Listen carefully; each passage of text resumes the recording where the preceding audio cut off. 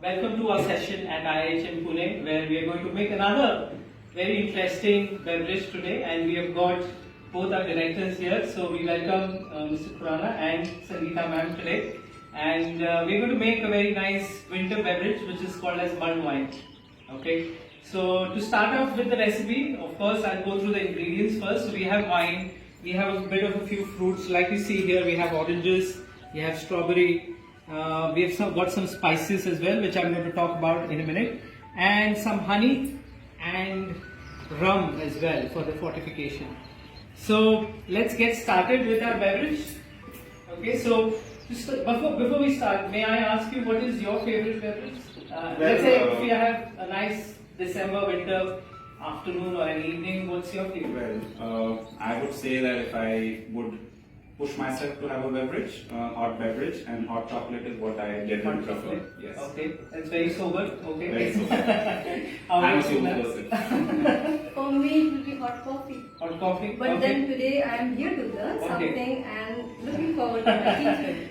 So let's see if we can encourage both of them to have a nice mulled wine, probably on the next winter evening when they are free and at leisure. So we'll start with our beverage. So we've got a nice Guénédon trolley here. Let me quickly tell you about this particular trolley as well. So this is basically a trolley which is used in a nice fine dine restaurant where you want to enhance the guest experience.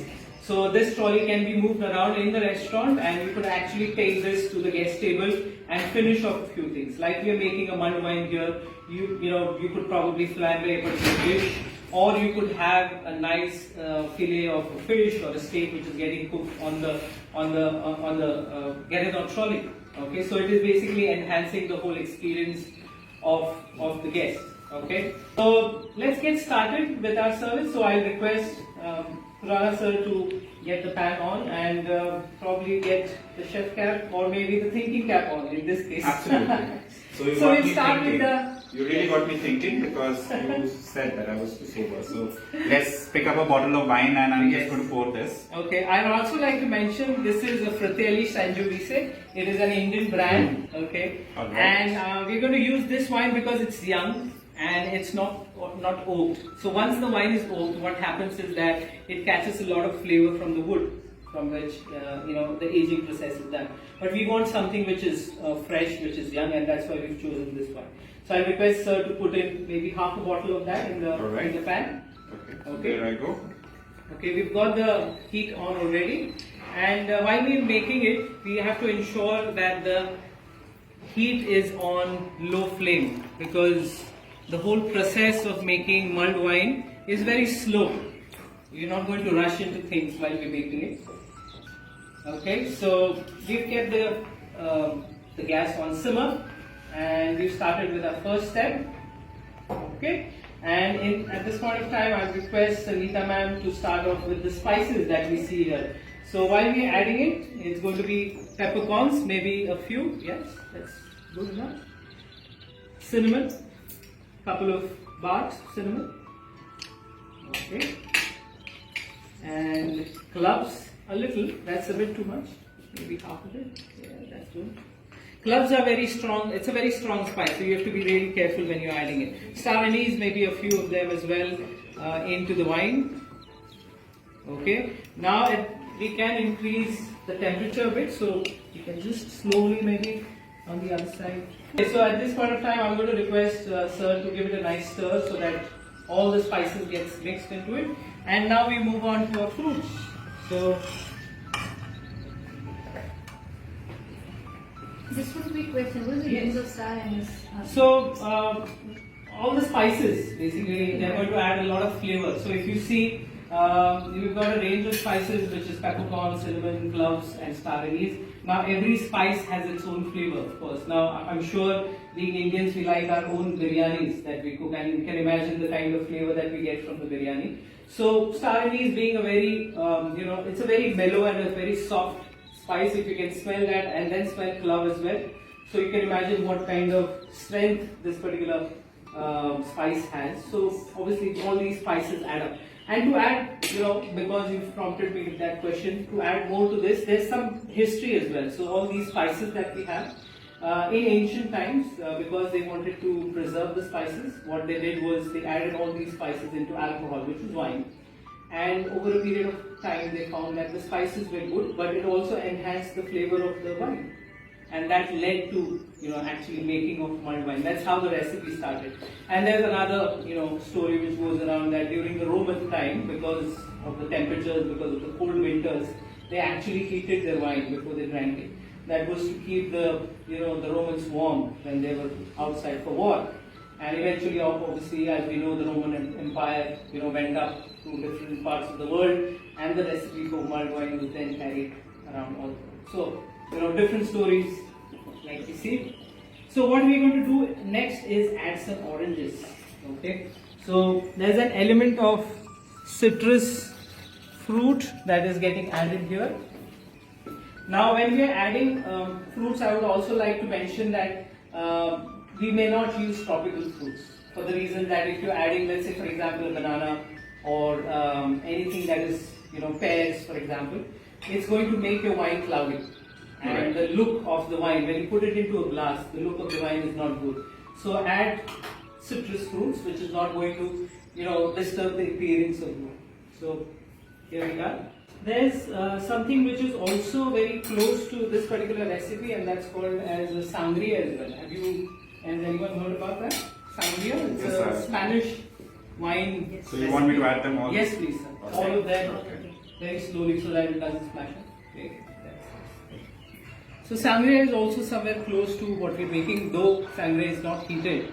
There's no element of heat in there, but there's a wine in which fruits are added and then kept for a certain time, so that all the wine, it absorbs all the flavors from the fruit, and then that is also drunk along with the fruit. So that's another recipe which is close to mulled wine. Okay, we can give it another stir so that we have some fruit juices also mixing along with the wine. Yes, we can see some vapors rising, which means that the wine is now getting slowly warmed up. Looks good. I can already smell the wine here. I think the room is filled up with all the Yes, it is. aroma of wine now. It's quite a predominant aroma that is Yes. emanating from this place. And so, how long do you keep it on the So, flame? I think anything between 2 to 3 minutes is a good time for simmering it. The next thing what we would add is the sweet aspect of it. So I'm going to give you some honey to be added. Ma'am, would you like to drop in maybe half a glass of this? Thank you, that's all. Wonderful. So now every wine will have its own level of sweetness. Depending on what type of grape variety we are using, this one is the Sangiovese, but depending on what grape variety we are using, the level of sweetness may vary. So it's recommended that if you love your mulled wine, which is a bit sweeter, you can definitely add, you can add sugar for that matter. You can add demerara sugar. I've seen some recipes where jaggery is also being added. That's another very good healthy option for your wine. And also the fact that while we are doing this, because of the heat, the alcohol gets evaporated. So as we have studied as well, that alcohol evaporates at around 75 to 78 degrees Celsius. So what we also do is something called as fortification, which is that restoring of alcohol back into the wine. So while we are trying to simmer it, alcohol goes away, but we want alcohol in the wine, so that's the reason why we are also going to add some rum. Okay, in it. So would you like to do the honors? So we are almost getting close to the finishing of the mulled wine. So this is probably the last ingredient before the strawberries. You can just go direct one shot. Yeah, it's perfect. Thank you very much. So yes, we can give it a nice stir before we add the last ingredient in the recipe, which is the strawberries. So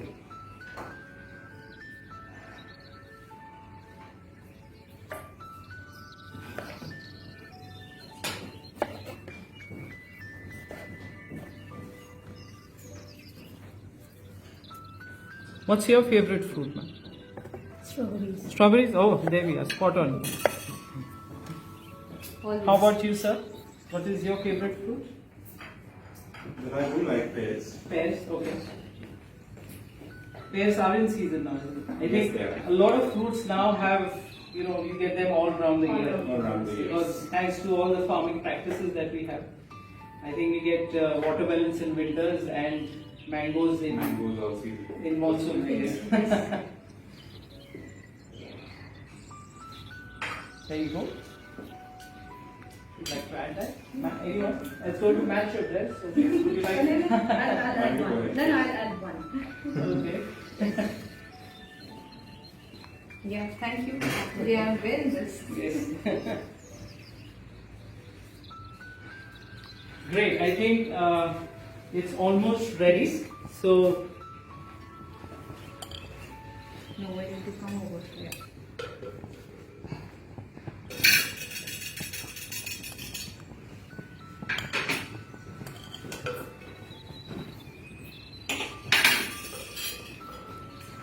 thank you. Okay.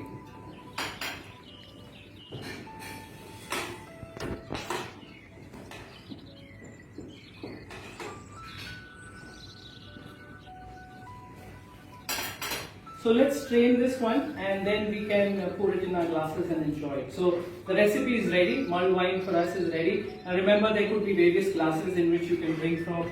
My personal favorite is this one, which is a brandy balloon, for the fact that I can hold it on the palm of my hands and my body temperature is also going to keep the wine warm in that sense on a nice cold winter evening. Okay. Alternatively, you can have a nice traditional wine glass as well. A red wine glass is also very suitable.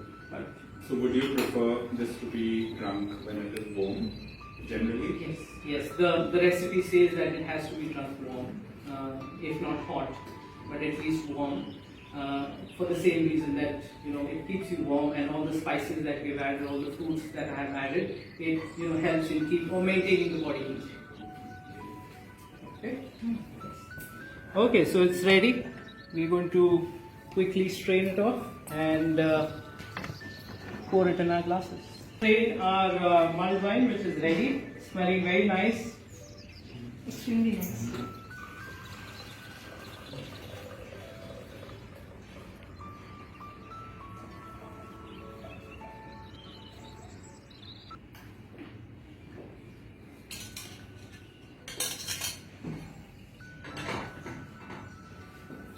Okay, perfect. So let's get our glasses. Would you prefer this in a brandy glass or a wine glass? Brandy. Brandy glass. That much. Thank you. How much you want? Brandy or a wine glass? This glass will do. This will do. Small bit. Okay. Thank you.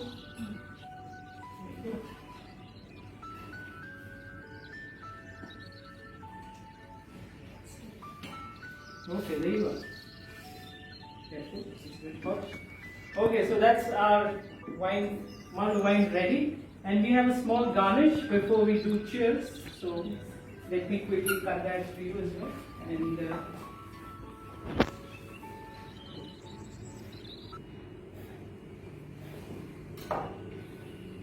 so it's just a zest of orange that we're going to use. We can drop that in. So that's the orange zest in your glass.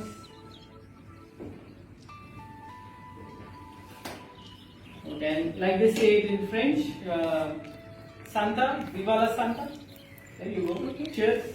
Cheers. Viva la San. Cheers. Cheers. Cheers. Please tell us how the mulled wine is.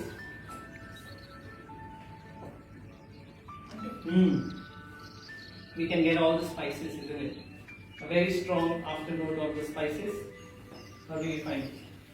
Extremely, extremely nice. In fact, my nose was sort of inundated with the aroma, Yeah. the spicy aroma, and it tastes wonderful. Truly, I mean, So- I think the spices, I have never seen that it could be so much, I mean, the aroma can be so overwhelming. So it's very, very nice. And I think you can all try it out. It is an amazing mud wine that Kunal has taught us today. Thank you. And that's the reason probably they say that bartenders are pharmacists with limited inventory. So there you are. That's your medicine. You're almost like that. Yes. Yes. Yes. Thank you. Cheers, everyone. Cheers, everyone. Enjoy. Thank you very much.